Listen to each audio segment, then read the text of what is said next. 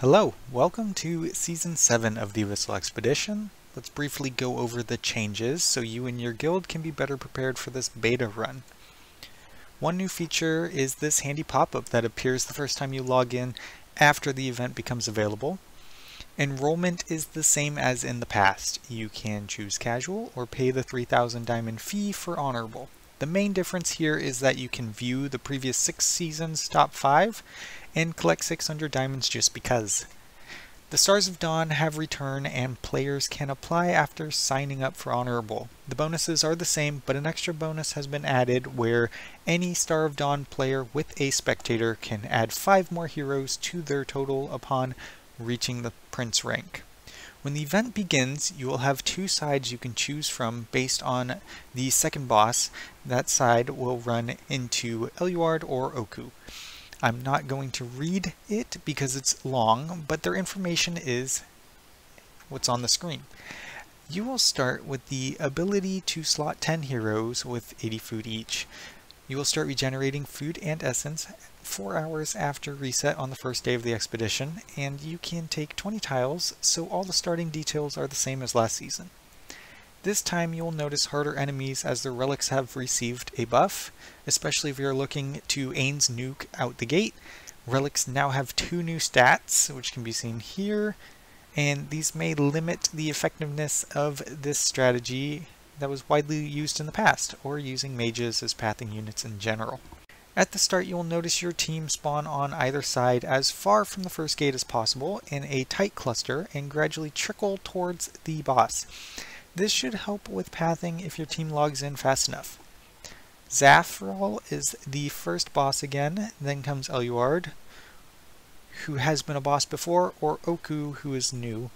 Then your team can travel to the underground once you touch this rift, which is locked at the beginning, but it looks like this. This is the only way to reach the final boss effectively. This just seems to add another ring around the boss, but maybe there's something different down here. After beating either Hodgkin or Desira, which are both new bosses, your team will merge through the last rift and get dropped off right in front of the final boss, which saves pathing in the final area.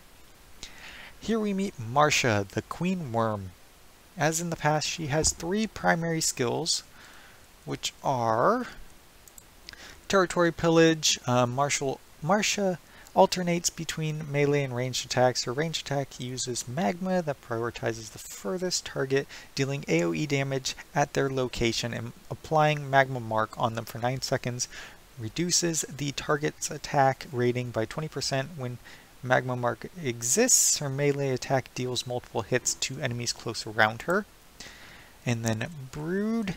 Marsha periodically releases 4 magma guards from her abdomen that inherit a percentage of her max health and 100% of other stats.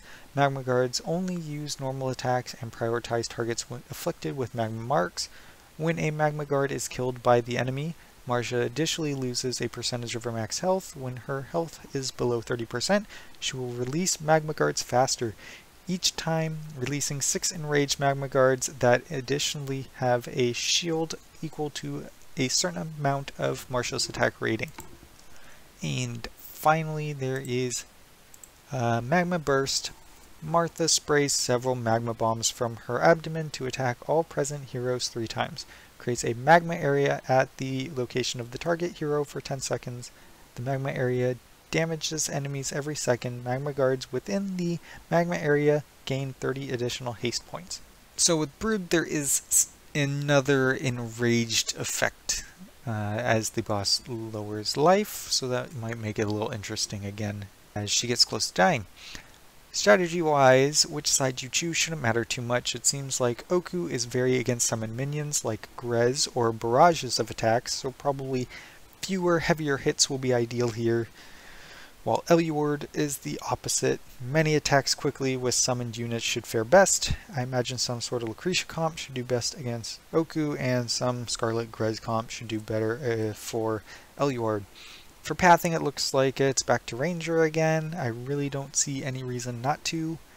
And for the final boss it's hard to tell, but I would guess you'll want a melee comp with some tanky backline unit to attract the furthest unit ranged attacks. Time will tell whether we are safe attacking from behind, which I would doubt, but probably Mishka, Antandra, Lucretia, Zolrath as top DPS pending life remaining, with other units boosting will be meta.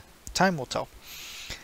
I'll be playing through Test and Global Abyssal Expeditions and compiling a strategy guide, so look for that whenever the live season is announced. If this is your first Abyssal Expedition, I would suggest checking out my 10 tips for ABEX video. That should remain relevant here. Anyways, thanks for watching and happy hunting!